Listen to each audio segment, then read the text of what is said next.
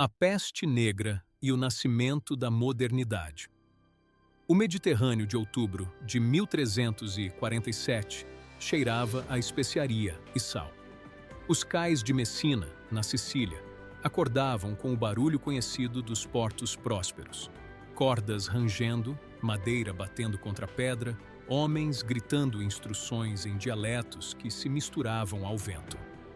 12 navios genoveses se aproximavam do ancoradouro. A luz da manhã batia nos mastros.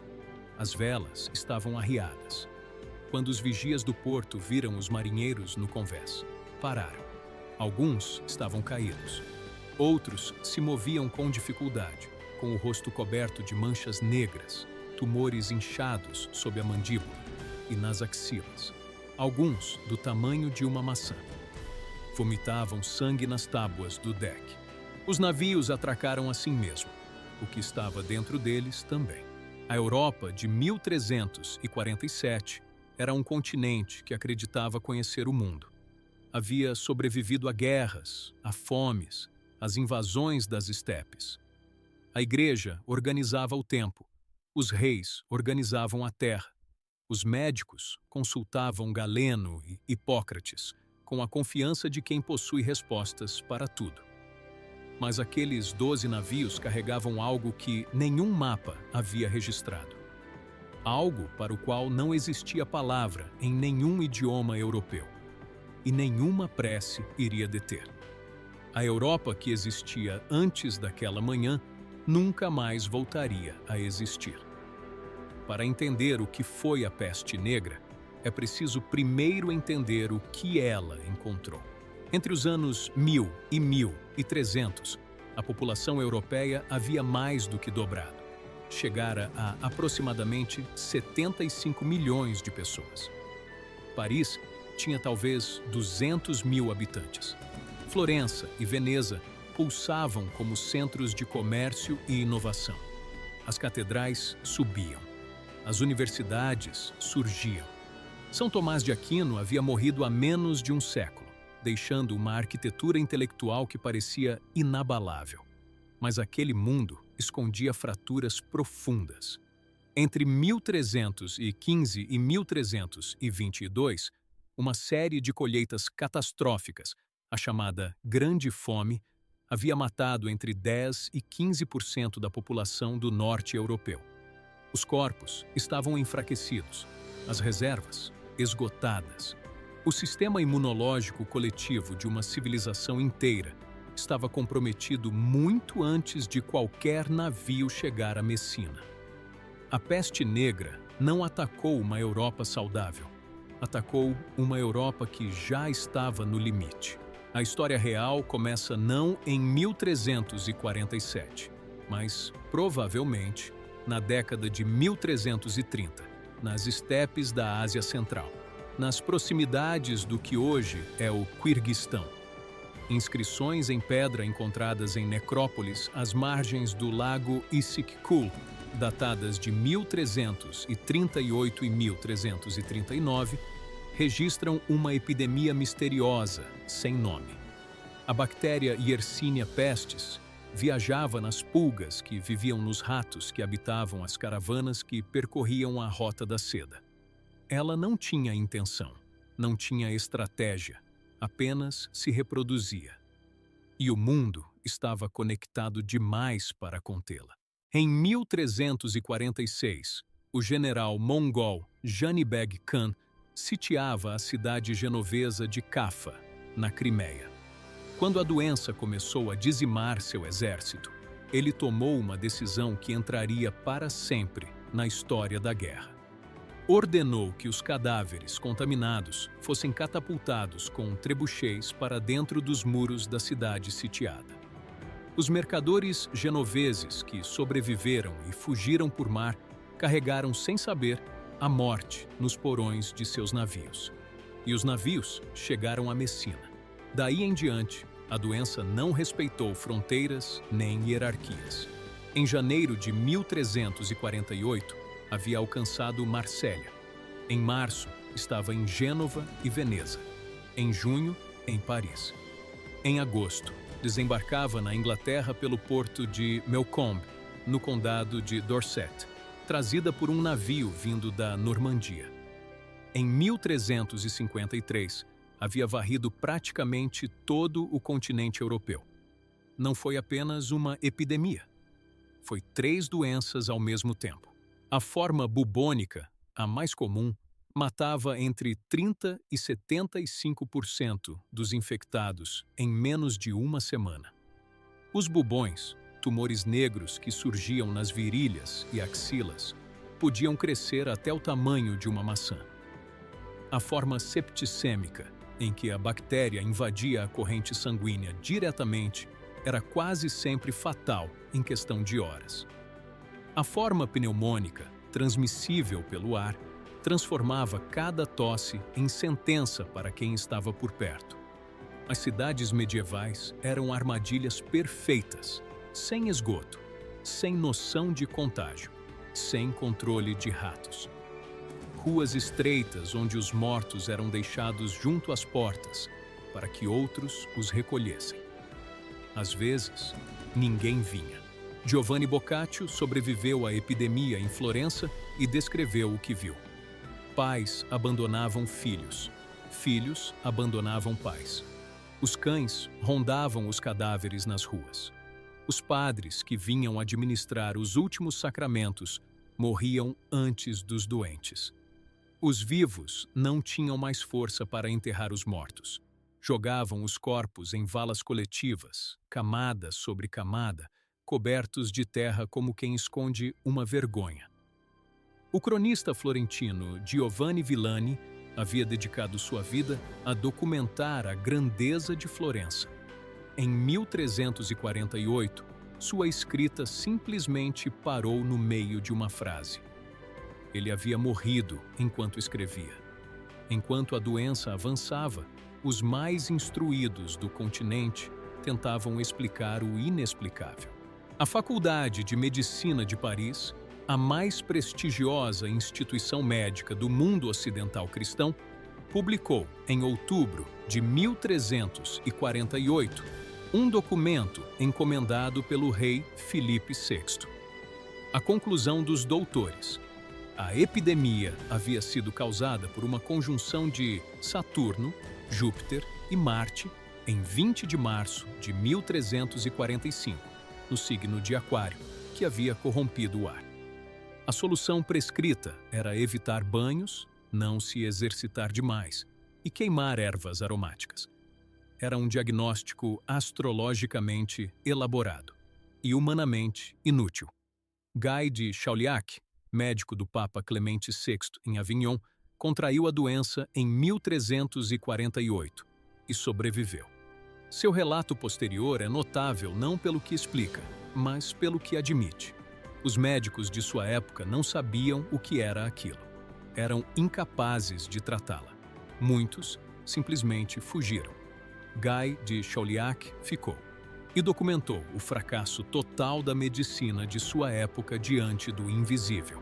O próprio Papa Clemente VI governava a Igreja a partir de Avignon, uma das cidades mais superlotadas da Europa.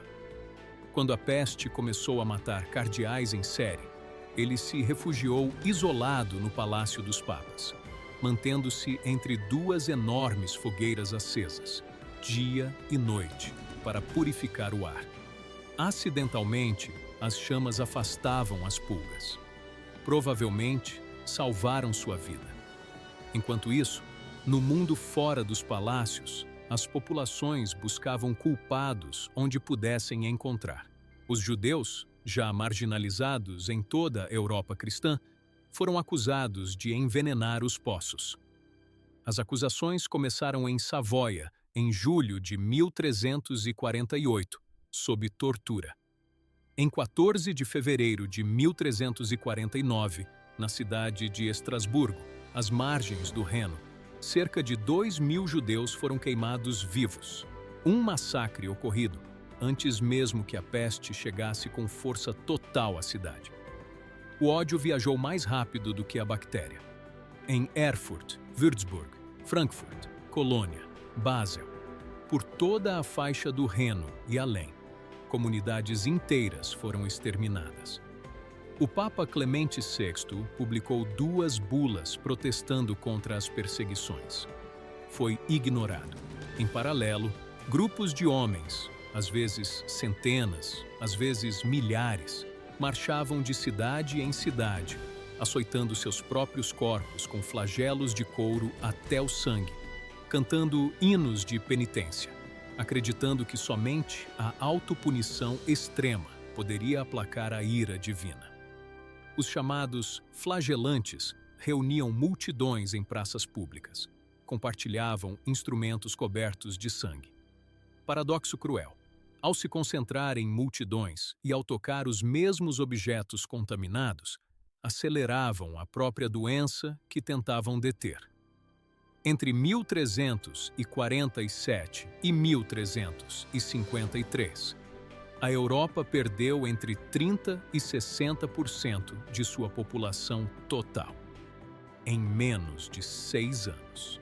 Em algumas regiões, a Toscana, o sul da França, os grandes portos, a mortandade chegou a 80%. Florença tinha entre 90 e 100 mil habitantes em 1347. Em 1351, talvez 45 mil. Londres passou de 70 mil para algo entre 30 e 40 mil. Cairo, então a maior cidade do mundo, perdeu estimadas 200 mil pessoas. A população total da Terra caiu de 450 milhões em 1340 para cerca de 350 milhões em 1400. Vilarejos inteiros desapareceram. Na Inglaterra, centenas de aglomerados rurais foram abandonados e nunca mais repovoados. Campos ficaram sem trabalhadores. Safras apodreceram no solo. A Europa havia perdido metade de si mesma. E nesse vazio, algo inesperado começou a acontecer. Os poucos que sobreviveram herdaram um mundo radicalmente diferente. Terras antes inacessíveis para os pobres estavam agora vagas e à disposição. Artesãos, agricultores e trabalhadores, que antes eram substituíveis e, portanto, descartáveis, tornaram-se escassos e, portanto, valiosos. Os salários subiram de forma dramática em toda a Europa. Os senhores feudais tentaram conter esse movimento por lei. Em 1351, o rei Eduardo III da Inglaterra promulgou o Statute of Labourers, proibindo que trabalhadores exigissem salários acima dos praticados antes da peste. Não funcionou. Os trabalhadores sabiam que podiam negociar. Muitos simplesmente foram embora, para outra cidade, outro senhor, outro futuro. O sistema feudal, que descansava sobre a disponibilidade ilimitada de mão de obra barata, começou a rachar. Não de uma vez, não de forma espetacular, mas a lógica que o sustentava havia sido quebrada por uma bactéria. A Igreja havia prometido proteção e explicação para tudo, e havia falhado da forma mais espetacular possível. Bispos, padres e freiras morreram junto com os camponeses. As preces não funcionaram. Os sacramentos não funcionaram. O edifício da autoridade eclesiástica medieval estava rachado. Não imediatamente, não de forma visível, mas a fissura estava lá. Seria alargada por João Wycliffe, na Inglaterra, por Jan Hus, na Boêmia, e mais de um século depois, por Martinho Lutero, na Alemanha. A reforma protestante não nasceu da peste, mas foi gestada na desconfiança que a peste plantou. A medicina, humilhada em sua impotência, iniciou uma lenta reviravolta. As gerações seguintes de médicos, marcadas pela experiência de ver tratados consagrados falharem na prática, começaram a questionar Galeno e Hipócrates, não por capricho intelectual, mas por necessidade vital. A dissecção anatômica se normalizou. A observação direta passou a competir com a autoridade dos textos antigos.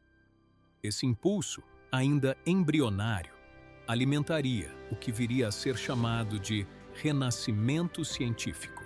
Francesco Petrarca perdeu sua amada Laura de Noves para a peste em abril de 1348.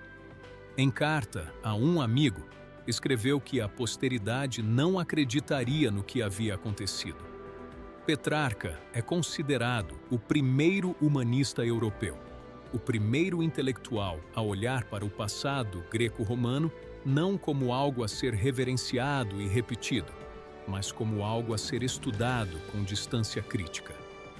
A peste havia tornado o presente insuportável. E tornar o presente insuportável, paradoxalmente, libera a imaginação para inventar um futuro diferente.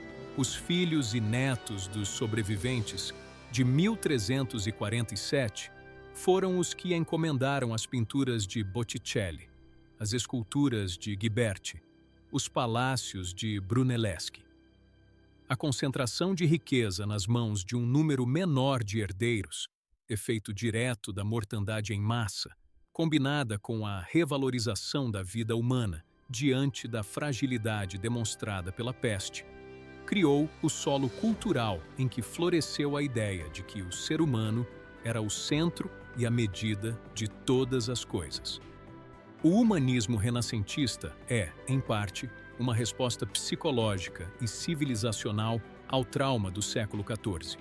O individualismo ocidental, o ceticismo institucional, o empirismo científico, o capitalismo nascente do reequilíbrio do trabalho. Tudo isso tem raízes numa manhã de outubro de 1347, em Messina, quando marinheiros cobertos de manchas negras puxaram cordas em direção ao cais. A Yersinia pestis continua existindo. Casos isolados ainda surgem em regiões da Ásia, da África e das Américas. Hoje, tratada com antibióticos, tem taxa de mortalidade abaixo de 10%. Em 1347, não havia nome para ela. Não havia tratamento. Não havia teoria que a explicasse. Havia apenas o silêncio das cidades vazias e os sobreviventes olhando para um mundo que precisava ser reinventado. A peste negra não foi apenas uma catástrofe, foi uma cesura, um corte radical entre um mundo e outro, executado não por reis ou exércitos, mas por uma bactéria de 2 micrômetros, carregada numa pulga, numa estepe asiática. O que uma civilização faz quando perde metade de si mesma é talvez a medida mais verdadeira do que ela realmente é. Se esse vídeo fez você enxergar o presente de outra forma, deixe seu like. Ele ajuda esse canal a continuar existindo e a continuar contando histórias que merecem ser lembradas. Se você ainda não está inscrito, o botão está ali. A próxima história já está sendo construída. Obrigado por assistir até aqui.